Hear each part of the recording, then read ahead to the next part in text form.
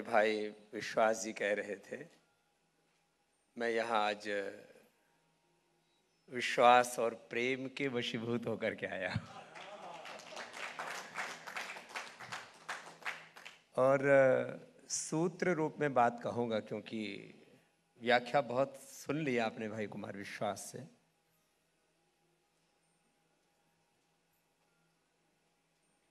प्राप्त और पर्याप्त का जो मर्म है, उससे यात्रा प्रारंभ करके, और सबके हैं अपने अपने राम हैं सबके, और मेरा तो नाम ही रामदेव है।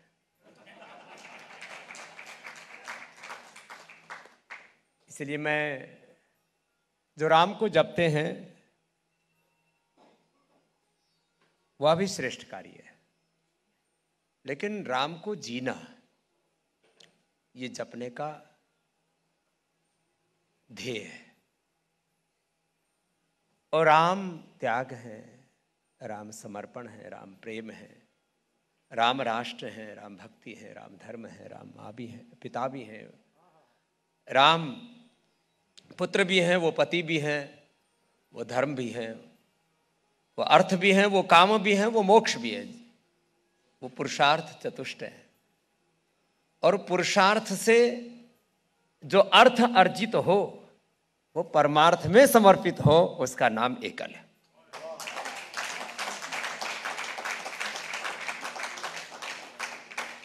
और यदि आपका पुरुषार्थ से अर्जित अर्थ परमार्थ के लिए समर्पित नहीं हुआ तो आप ना तो जीवन में कोई बड़ी समृद्धि प्राप्त करेंगे और न ही जीवन में कोई संतुष्टि प्राप्त करेंगे। बहुत लोग मेरे बारे में बहुत तरह से सोचते हैं और मुझे कोई आपत्ति भी नहीं। मैं सोचता हूं बहुत से लोगों के सोचने को मैं केंद्र बनाऊं, ये भी तो अच्छी बात है। हाँ, कुछ लोग मुझ पर व्यंग करते हैं, वैसे ये दोनों काम करते हैं। जब इनके पिता इनको ठोक ठाक के ठीक करते ये हमारे वो हरियाणा वाले कवि किधर गए? हाँ, चले बुजुर्ग है ना थोड़ा। मारे कारण घणा को रोजगार चला है। हाँ, कोई दिक्कत नहीं। मैं कहता हूं इसकी परवाह किस बात की कि मुझे कौन क्या कह रहा है। मैं बस इतना जानता हूं, जो मैं कर रहा हूं मेरा प्रत्येक कर्म। आज भी मैं अपने हिमालय के हमारा गुरुकुल चलता है बेटियों का, तो मुझसे बेटियां बात करती थी, स्वामी जी आप सुबह से शाम तक ये सब काम क्यों करते हो? मैंने कहा बेटा मैं इसको करके प्रसन्न होता हूं और मैं सबको प्रसन्नता बांटता हूं और कोई लक्ष्य नहीं। पिछले दिनों एक राहुल राठी करके कॉर्पोरेट फील्ड में काफी बड़ा काम करता हो बेटा, उसने करीब 2-2.5 लाख करोड़ का साम्राज्य कायम कर दिया पिछले कुछ दिनों में। तो मेरे पास आए, बोले स्वामी जी आप पतंजलि का भी को भी लिस्टेड करवा लो। तो मेरे पास आया कि मैंने कहा भाई तुम क्या देखते हो? तो बोले स्वामी जी हमने बहुत तरह से पतंजलि का मूल्यांकन किया, पतंजलि का मार्केट कम से कम 1 लाख करोड़ रुपए से ज़्यादा का होना चाहिए। मैंने कहा चलो जो हम भीख की कटोरे लेकर के मांगा करते थे उनको तुमने इतना तो आंकना शुरू कर दिया, आगे और देखो क्या क्या होता है। बात कोई मार्केट कैप की नहीं है, बात यह नहीं कि आपके पास संपत्ति समृद्धि कितनी है। संपत्ति और संस्कृति के बारे में भी बहुत कुछ कहा हमारे भाई कुमार ने। बात यह है कि जो भी सुन रहे हैं आज, मैं सार के रूप में 2-3 बातें कहना चाहता हूं। लोग बोलते हैं पतंजलि का सक्सेस मंत्र क्या है? अरे भाई पतंजलि का सक्सेस मंत्र है कि जो पाओ सारा अर्थ परमार्थ में लगाते जाओ। मेरे ऊपर तो डबल CBI जांच हो चुकी है, स्वामी रामती के नाम से कोड़ी नहीं मिली। ये तो हमारा भाई बोलता ही बोलता है, क्योंकि इसके पास में शब्द शब्द है, मेरे पास अर्थ भी है। इसलिए और जिस तरह से हमारे कुमार भाई राम के शरणागत हुए हैं, मुझे लगता है इनके शब्दों के साथ अर्थ और परमार्थ भी बहुत बड़ा जुड़ेगा। और इसके कुछ बड़े अर्थ हैं। 31 वर्ष पहले यात्रा प्रारंभ हुई एकल की। किसी यात्रा को प्रारंभ करना, किसी चीज का बीज डालना, वह भी किसी बड़ी दृष्टि के साथ बहुत बड़ी बात होती है। और वो भी श्रद्धेय अशोक जी जो मुझसे अत्यंत प्रीति करते थे, बहुत सानिध्य उनका मैंने पाया है। जब वे हरिद्वार जाते तो बाद के दिनों में तो पहले दूधाधारी आश्रम में ठहरा करते थे, बाद में पतंजलि में ठहरने लग गए थे काफी। और सब संदर्भों में मैंने उनके वेद निष्ठा से लेकर के, राम निष्ठा से लेकर के, राष्ट्र निष्ठा से लेकर के और एकल की सेवा निष्ठा तक सारे रूप मैंने उनके देखे। किसी कार्य का बीज डालना वह भी बहुत बड़ा, और वो भी सत्कर्म के बीज डालना, सद्धर्म के बीज डालना, और उसको निरंतरता के साथ प्रवाहमान बनाए रखना, ये कुछ साधारण का घटना नहीं है। 31 वर्षों तक एक सेवा की साधना, जो एक गुरु से, और 2, 5, 10 जो आ जाएं उनको जीवन में आगे बढ़ाना, उनको पढ़ाना, और वो 1 लाख लोगों तक पहुंच जाए, ये इस ज्ञात इतिहास की सबसे छोटी सेवा का विराट हो जाना, वामन से विराट का सबसे बड़ा उदाहरण है। एक बहुत बड़ी बात है। 1 लाख एकल विद्यालय संचालित हो जाए। मैं जाता हूं यूके में, यूएसए में, कनाडा में, यूरोप से लेकर के ऑस्ट्रेलिया से लेकर के पूर्व पश्चिम जापान, जहां भी जाओ, लोग कहते हैं मैं एकल में एक विद्यालय का खर्चा देता हूं, उसमें गौरव की अनुभूति करते हैं। और मुझे लगता है वो गौरव आज और बढ़ेगा। एक बार अभिनंदन उन सबका जो आज जुड़े हैं इस अभियान से। कम से कम एक विद्यालय, एकल का एक विद्यालय, सब गोद ले ले, इसमें क्या फर्क पड़ता है।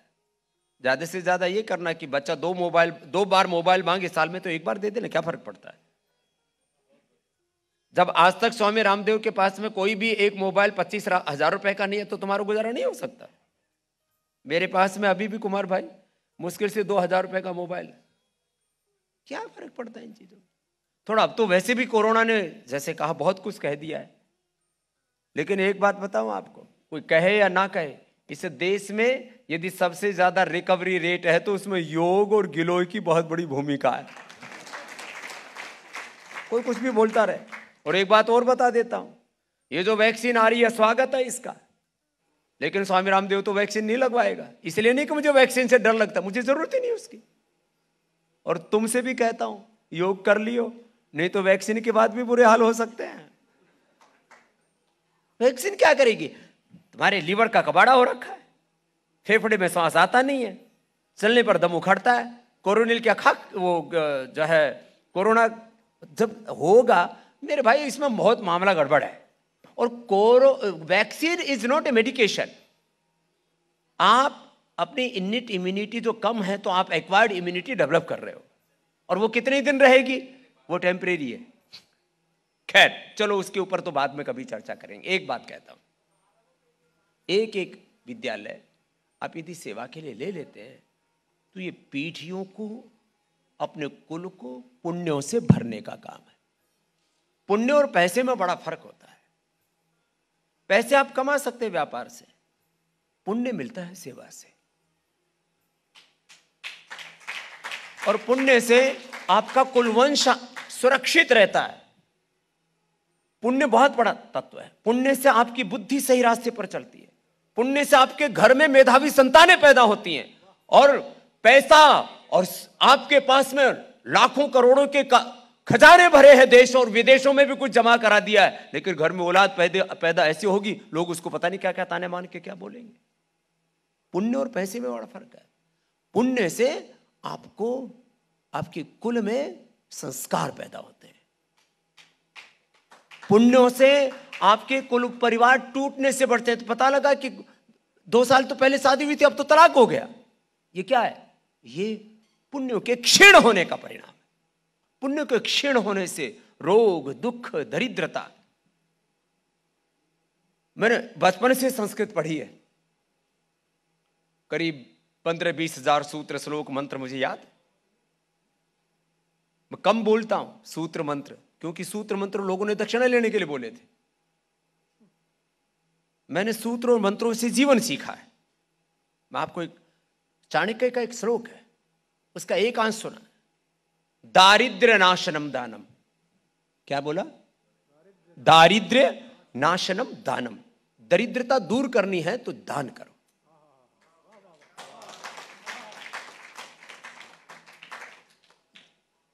मुझसे बहुत लोग पूछते हैं, स्वामी जी आप गर्म कपड़ा क्यों नहीं पहनते? मैंने कहा जब बचपन में था तब मिला नहीं, और बड़ा हुआ तो जरूरत नहीं पड़ी।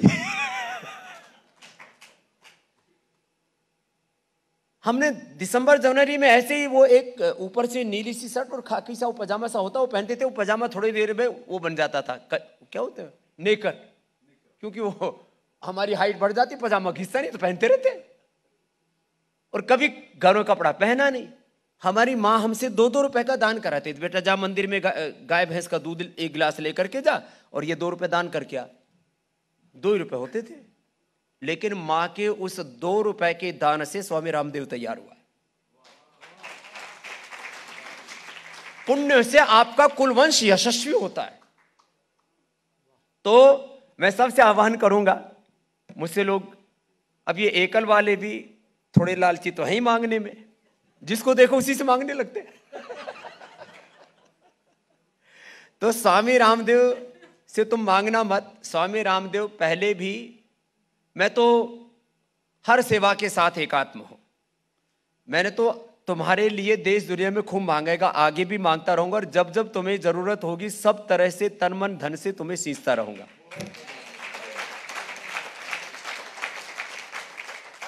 कुछ लोग मांगते हैं भी तो थोड़ा सा मांगते हैं। तुम एक बार मांग लो मेरे से 1000 विद्यालयों का मैं दे दूंगा, मेरे को क्या फर्क पड़ता है। लेकिन मैं तुम्हारे साथ सदा बना रहना चाहता हूं, इसलिए कोई मांगने और देने वाली बात नहीं। और देखिए मैं किस पर उपकार कर रहा हूं, ये लक्ष्मी किसके लिए काम कर रहा है,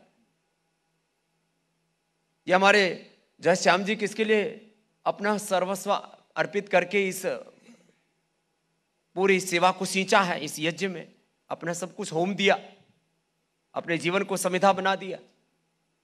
एक ही बात कह रहा हूं, ये बहुत बड़ा अभियान है और ये बहुत यशस्वी होगा। और अभी तो वैल्यू एडिशन इसमें और आते जाएंगे, काल के प्रवाह के साथ इसमें बहुत कुछ आगे जुड़ेगा और इतना ये कार्य आगे यशस्वी होगा, क्योंकि सच में इसमें लाखों करोड़ों उन दुखियों और पीड़ितों की दुआएं हैं जिन्होंने कभी सोचा नहीं था कि उनको भी उड़ने के लिए आसमान मिलेगा। आपने उनको आसमान दिया।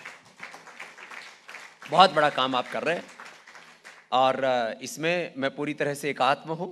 आप सबको मेरी बधाई है। और आप जो भी व्यापार कर रहे हो उसमें एक बड़ा हिस्सा उपकार का भी हो। मैंने तो अपने जीवन का एक ही लक्ष्य बनाया हुआ है। मेरे लिए मैंने बार बार कहा, देश एक बाजार में एक परिवार है, और मैं जो भी कुछ करता हूँ ठीक है उसमें अर्थ एक तत्व जरूर है, क्योंकि मैंने देखा है जहाँ अर्थ नहीं होगा वहाँ अनर्थ होगा, और वहाँ समर्थ तो कोई हो ही नहीं सकता। हम समर्थ भारत बनाना चाहते हैं तो बिना अर्थ के कैसे होगा? बिना अर्थ के तो दरिद्रता होगी। तो हमारा व्यापार उपकार के लिए हो और उसमें कम से कम एक हिस्सा, बहुत तरह के आप उपकार, जैसे मैं स्वयं कम से कम हर साल पतंजलि योग पीठ की ओर से कम 200-250 करोड़ की चैरिटी हम लोग करते हैं। 200-250 करोड़ रुपए हर साल। और ये प्रवाह है पिछले करीब 15 साल का। उससे पहले तो एक आधार तैयार हुआ था। क्या दिक्कत है भाई, कर, आपके साथ हम आप लोग भी इस सेवा में एकीभूत रहे।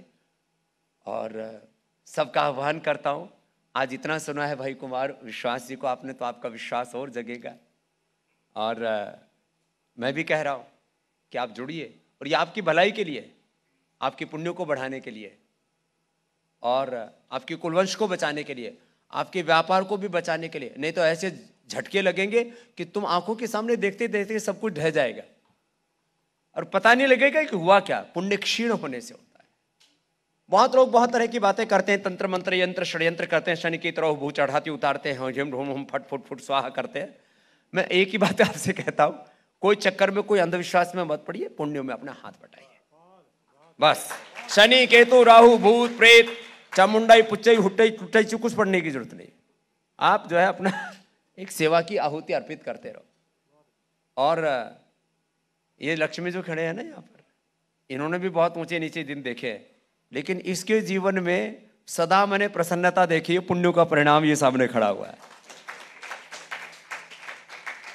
मैं यहाँ जो आया हूँ तो एक तो एकल के साथ मेरी एकात्मता है, दूसरा लक्ष्मी जी भाई जवाहर जी और सुभाष जी के प्रति मेरी कृतज्ञता भी है।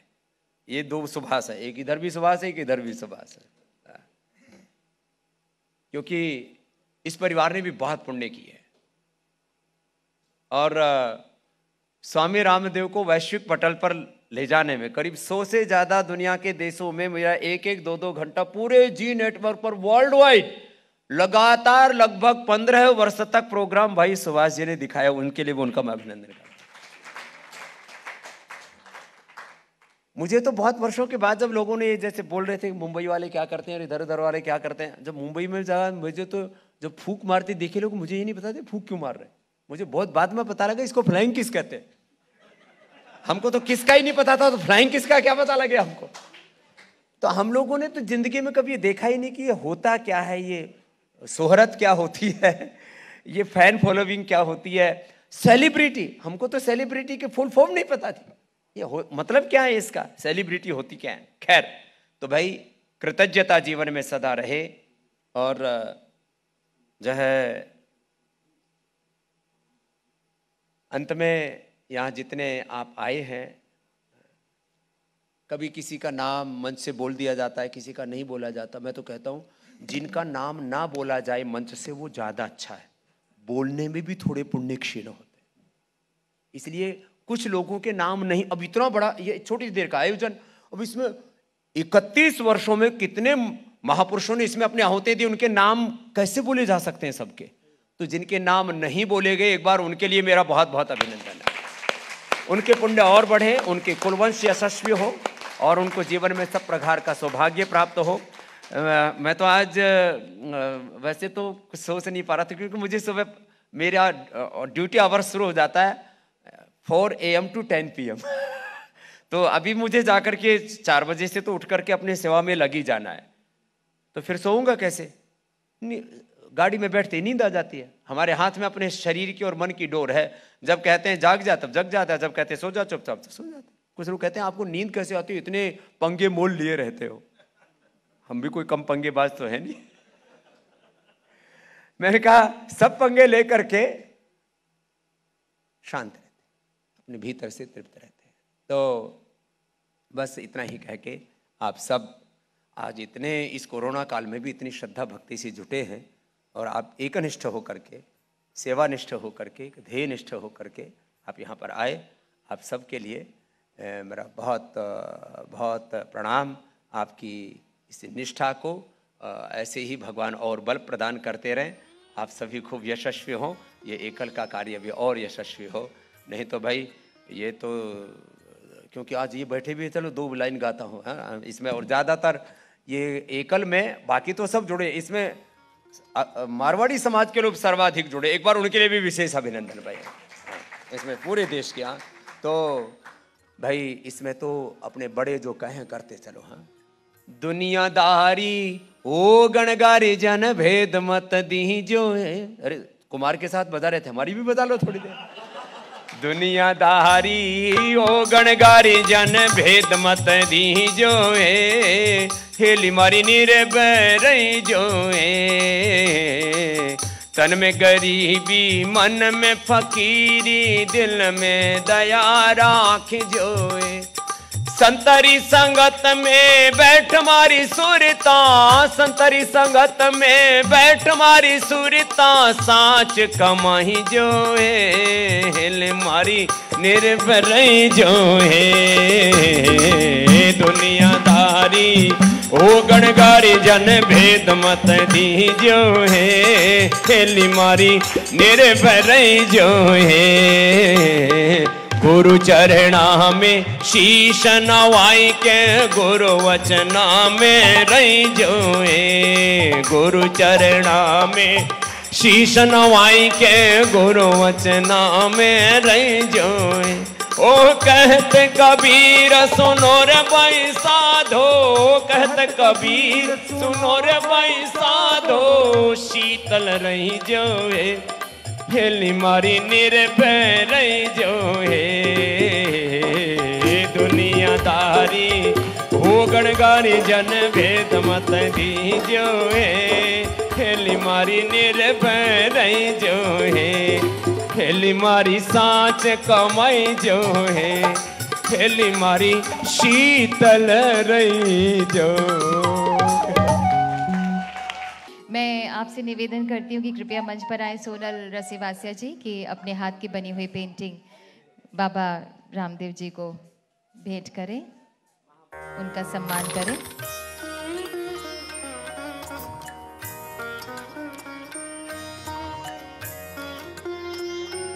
आप सभी से निवेदन है कृपया बैठ जाएं, अभी हमारा कार्यक्रम बाकी है।